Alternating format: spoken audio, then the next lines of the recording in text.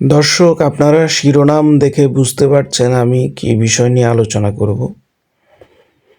আপনারা জানেন, গত 2 বছরে সাম্প্রতিক সময়ের গত 2 বছরের বাংলাদেশে যদি আমি সংখ্যালঘু নির্যাতনের চিত্র তুলে ধরি, আপনারা আঁতকে উঠবেন।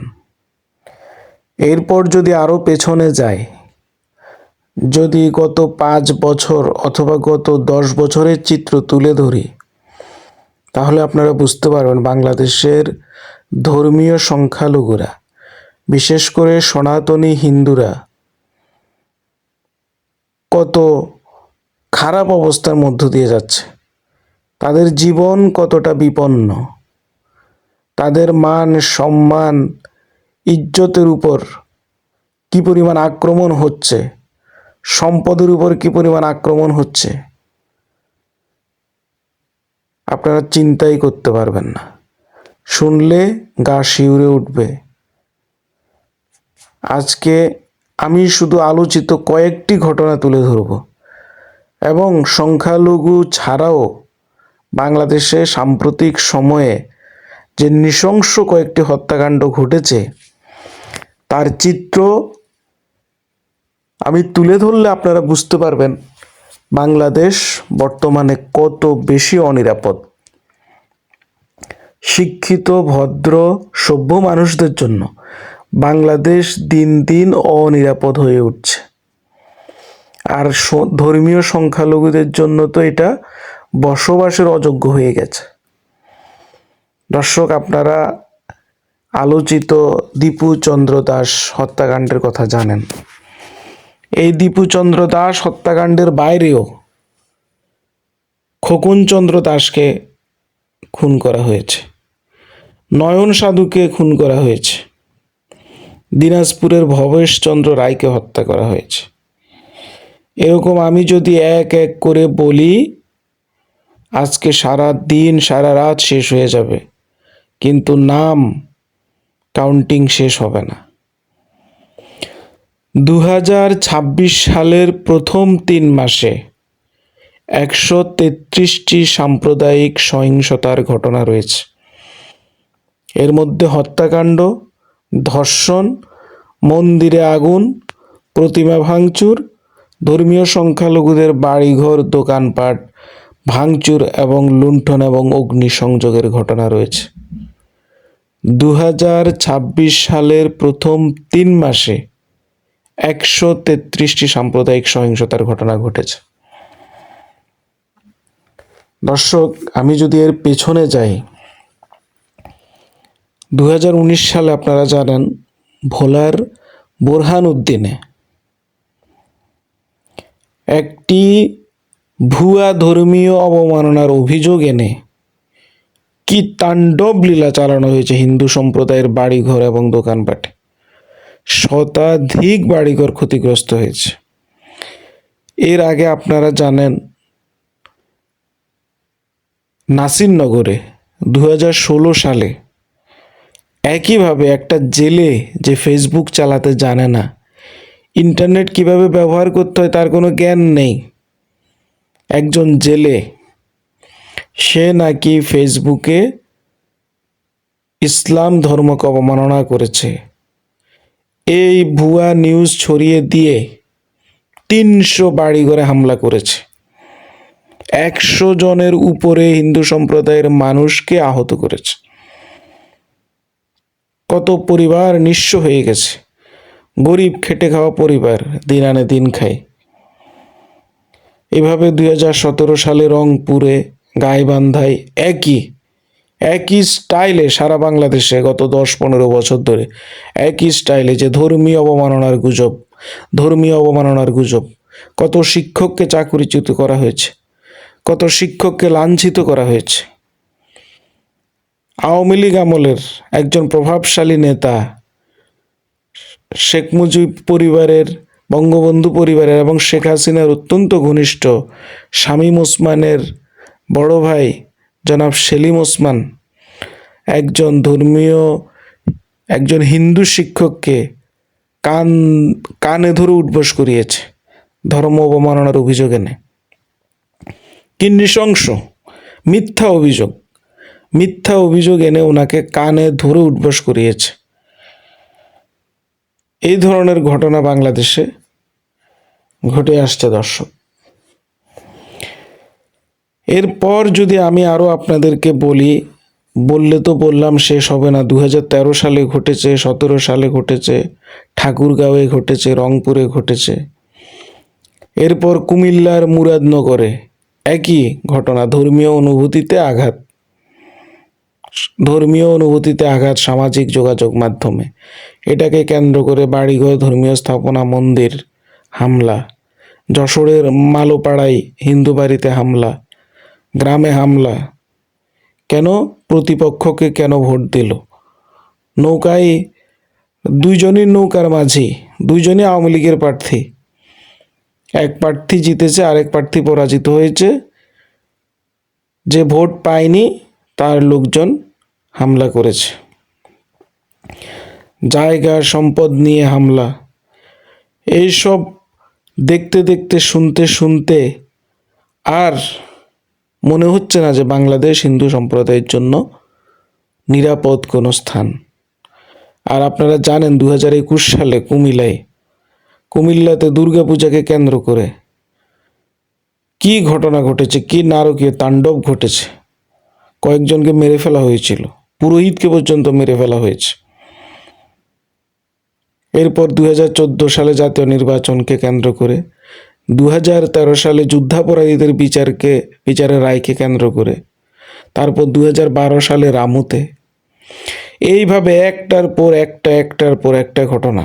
দুর্গাপূজা আসলে ঘটনা ঘটে, নির্বাচন আসলে ঘটনা ঘটে। কোনো আলোচিত হত্যাকাণ্ডের বিচারের রায় হলো, তারপর হত্যাকাণ্ডের ঘটনা ঘটে, সহিংসতার ঘটনা ঘটে। এইভাবে দিনের পর দিন বাংলাদেশে ধর্মীয় সংখ্যালঘুরা নির্যাতনের শিকার হচ্ছে। এরপর আজকে একটি ঘটনা আপনারা জানেন, বাংলাদেশে একটি দ্বিতীয় শ্রেণীতে পড়া একটি ফুটফুটে শিশু রামিসা,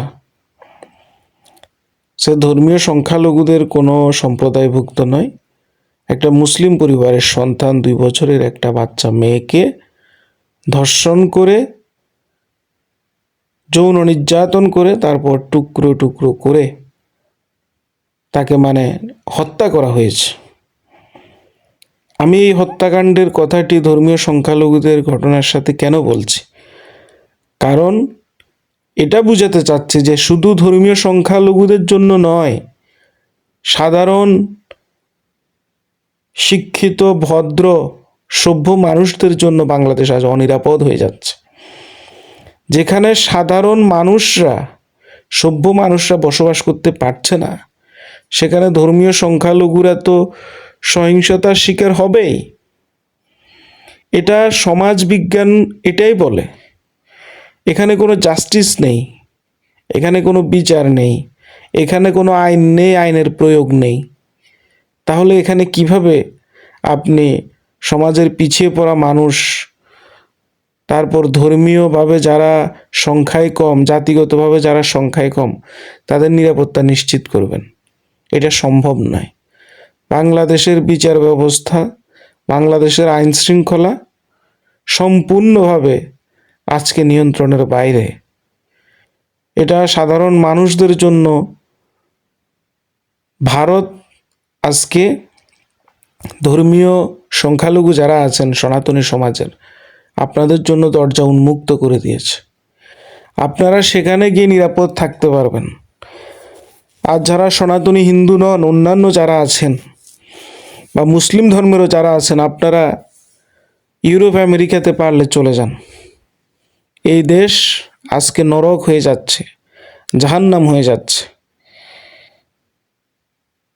এই দেশ এত বেশি দুর্নীতিতে নিমজ্জ, বিচারের বাণী এখানে ধুকে ধুকে কাঁদে। আজকে যে রামিসা নামের মেয়েটিকে ধর্ষণ করার পর মারা হলো, যৌন নির্যাতন করার পর মারা হলো, তার বাবা বলছে আমি বিচার চাই না।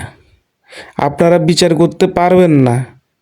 এটা 15 দিন মিডিয়াতে ঘুরবে, আদালতে মামলা হবে, 15 দিন মানুষের মুখে মুখে থাকবে, এরপর এটা হাওয়ায় উড়ে যাবে।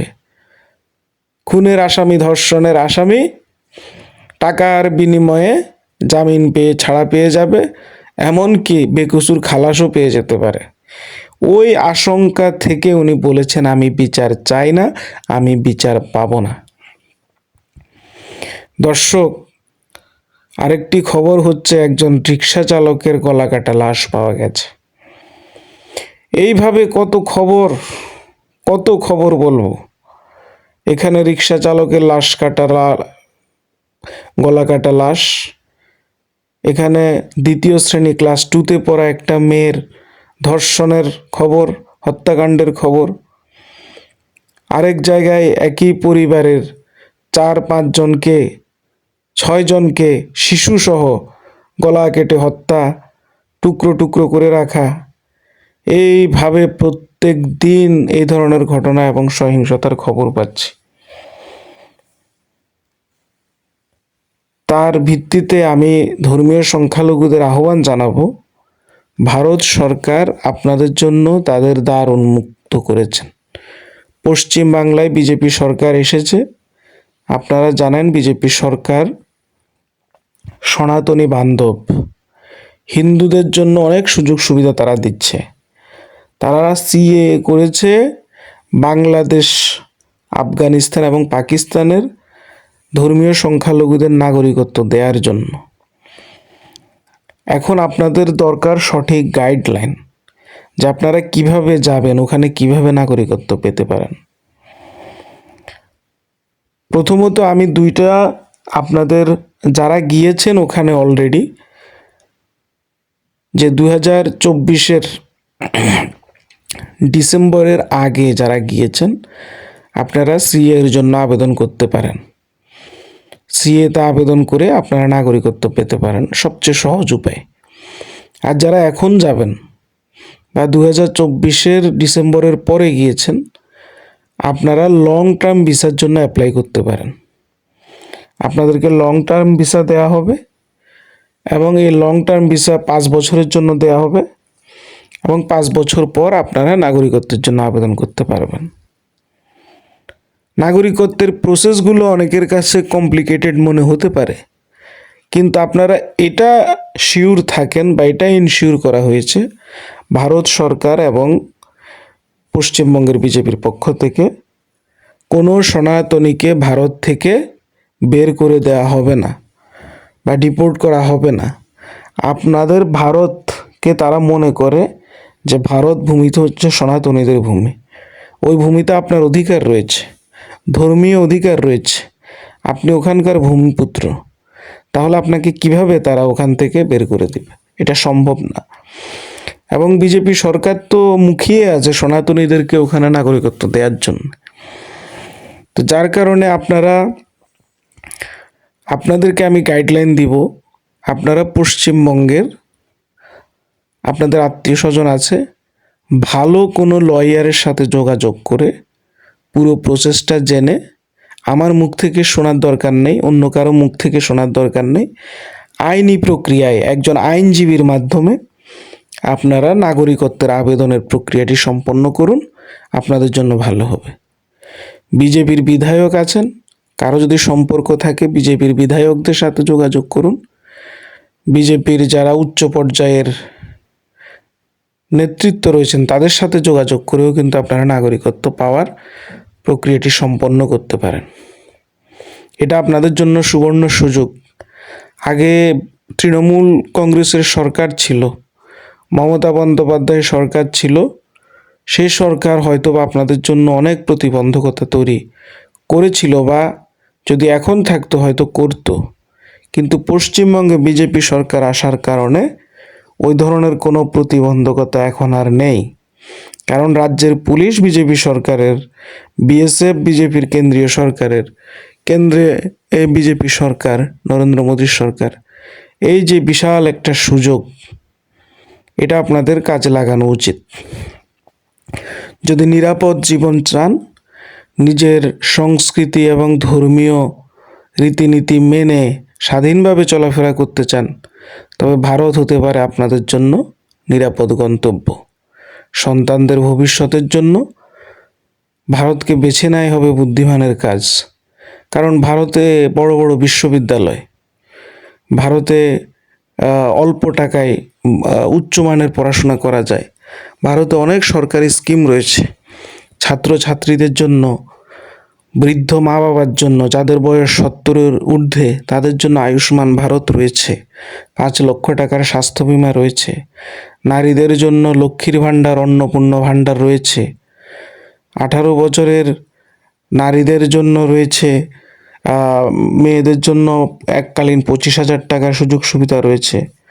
তারপর পড়াশোনার মান, উচ্চমানের পড়াশোনার মান, ভালো ডাক্তার যদি কেউ হতে চায়, ভালো ইঞ্জিনিয়ার হতে চায়, বা ভারতে অবাধ সুযোগ। ভারতের সাথে বিশ্বের অন্যান্য দেশের খুবই সুসম্পর্ক। মধ্যপ্রাচ্যে যদি কেউ চাকরি করতে চায়, বাংলাদেশে যেই টাকা খরচ হয়, বাংলাদেশে যদি 5 লাখ টাকা 6 লক্ষ টাকা লাগে মধ্যপ্রাচ্যে যেতে, এবং ওখানে গিয়ে সাধারণ লেবারের কাজ করবে, যে বেতন পাবে, ভারত থেকে 1 লক্ষ টাকা খরচ করে গিয়ে ওখানে সম্মানের সাথে বাংলাদেশের একজন লেবার যা ইনকাম করে সে তার থেকে দ্বিগুণ ইনকাম করবে। এই অবস্থা। এরপর ইউরোপ, আমেরিকা, অস্ট্রেলিয়াতে তো ভিসা পাওয়ার ক্ষেত্রে ছাত্রছাত্রী থেকে শুরু করে স্কিল্ড ওয়ার্কারদের জন্য বিশাল বড় সুযোগ। একজন ভারতীয় পাসপোর্টধারীর যে সম্মান, এটা বাংলাদেশের সাথে তুলনা করাই যায় না। তারপর ভারত এখন ব্রিক্সের সদস্য, ভারত কোয়াডের সদস্য, তারপর ভারত এদিকে G20 সদস্য। বিশ্বের যত বড় ডিপ্লোম্যাটিক সংস্থা আছে সব জায়গায় ভারত গুরুত্বপূর্ণ রোল প্লে করছে। এবং ভারত 2047 অর্থাৎ তাদের স্বাধীনতার 100 বছরের মধ্যে উন্নত রাষ্ট্র হওয়ার মহাপরিকল্পনা নিয়ে এগিয়ে যাচ্ছে। এবং এই মহাপরিকল্পনায় আপনিও সামিল হতে পারেন। তাই আমি বলবো, আমি যে বিষয়গুলো বললাম এগুলো বিবেচনা করে ভারতকে আপনারা গন্তব্য হিসেবে বেছে নিতে পারেন। আর যারা উচ্চশিক্ষিত, যাদের ইউরোপ আমেরিকায় আসার মতো ক্ষমতা রয়েছে, টাকা পয়সা রয়েছে বা শিক্ষা দীক্ষা রয়েছে, তারা তো এখানে চলে আসবেনই। কিন্তু যারা নিম্ন মধ্যবিত্ত বা একদমই যাদের গরিব মানুষ রয়েছেন, আপনারা ভারতকে বেছে নিতে পারেন। দর্শক, সবাইকে ধন্যবাদ। সবার সুখ, শান্তি, সমৃদ্ধি এবং সুস্বাস্থ্য কামনা করে আগামী ভিডিওতে আবারও দেখা হবে। সে পর্যন্ত সবাই ভালো থাকুন, সুস্থ থাকুন। ধন্যবাদ।